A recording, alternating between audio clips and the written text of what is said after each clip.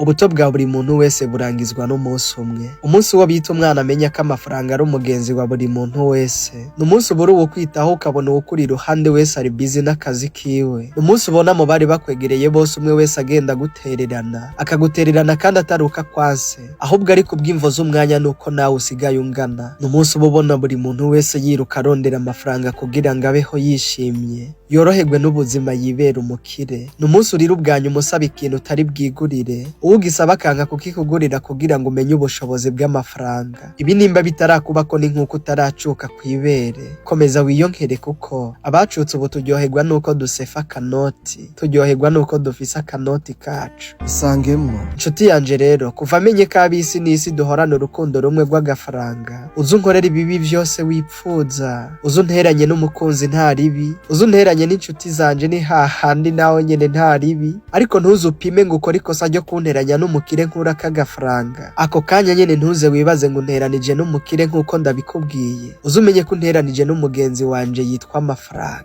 Aho rero niho uzoca umenyera ubucuti bwanje nawe, niho uzomenya ubucuti ifitanye nawe n'ubucuti ifitanye n'amafaranga. Isangemwo uwo wita umukunzi wawe n'abo bagenzi n'inshuti zawe mwitaniza akadasohoka mutaja mushwana, ni gute uzomenya ko mukundana vy'ukuri? Ko nzi ko ikosa ridakorwa mw'ubu buzima ari rimwe, naryo rikaba ritagoye kwirinda, akaba ari ukudashwana n'inshuti yawe amafaranga. Ni gute ku bandi bantu utazucishamwo rimwe na rimwe ngo mushwane, ureme igituma mutabona ibintu kumwe? Bagushavurire. Muri uwo mwanya w'ishavu niho uzomenyera ukuri ko abagukunda. Niwabikora ukuzumva ibitandukanye n'ivyo ubibazako. Impamvu ya vyose nuko washavuye akenshi akubwiza ukuri ibice 80%. Uwishavu ntaza abesha.